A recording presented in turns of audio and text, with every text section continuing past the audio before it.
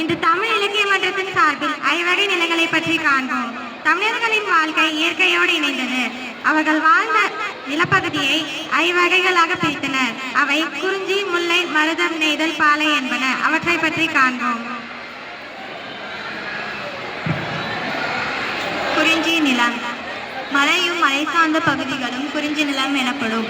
இங்கு குளிர்ந்த காலநிலையும் அருவிகளும் காணப்படும்.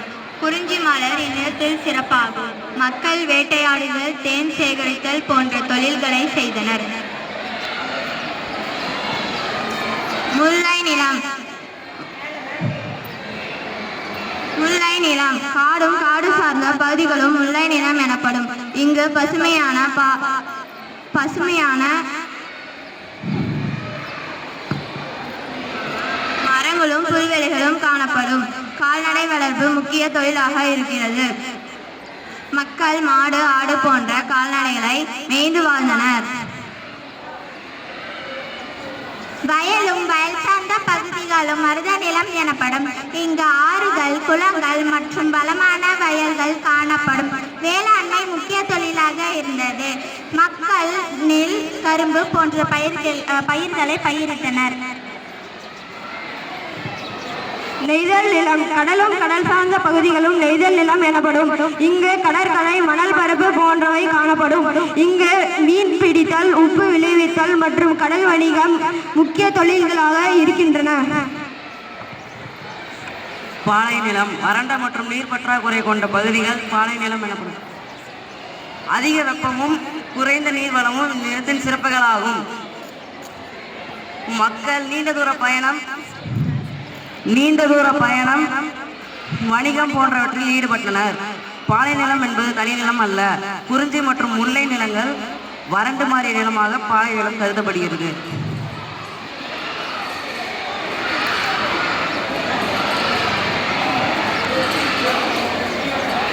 ஐவகை நிலங்களுக்குரிய கருப்பொருள்கள். குறிஞ்சி நிலத்திற்குரிய கருப்பொருள்: தெய்வம் முருகன், மக்கள் குறவர் குறத்தியர், உணவு மலைநெல் திணை, பறவை கிளி, மயில், விலங்கு புலி, கரடி, சிங்கம்.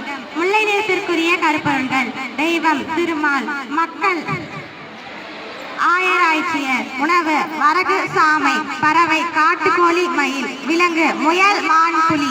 மருத நிலத்திற்குரிய கருப்பொருள்கள்: தெய்வம் இந்திரன், மக்கள் உழவர் உலத்தியர், உணவு செந்நெல், வெண்ணெல், பறவை நாரை, அன்னம், விலங்கு எருமை, நீர்நாய். நெய்தல் நிலத்திற்குரிய கருப்பொருள்கள்: தெய்வம் வருணன், மக்கள் பரதன் பரத்தியர், உணவு மீன், உப்பு விற்ற பொருள்கள், பறவை கடற்காகம், விலங்கு முதலை, சுறா. பாலை நிலத்திற்குரிய கருப்பொருள்கள்: தெய்வம் கொற்றவை, மக்கள் எயினர் எயிற்றியர், உணவு சூறையாடலால் பெற்ற பொருள்கள், பறவை புறா, பருந்து, விலங்கு வலியிழந்த யானை. கருப்பொருள்கள் மூலம் பழந்தமிழர்களின் இயற்கை சார்ந்த வாழ்க்கையும் முறையையும் பண்பாட்டையும் நாம் அறிந்து கொள்ள முடிகிறது. ஐவகை நிலங்களும் அவற்றின் கருப்பொருள்களும் தமிழர்களின் இயற்கை சார்ந்த வாழ்க்கை முறையை நமக்கு எடுத்து காட்டுகின்றன. இயற்கையையும் சுற்றுச்சூழலையும் போற்றி பாதுகாப்பது நமது கடமையாகும். நன்றி.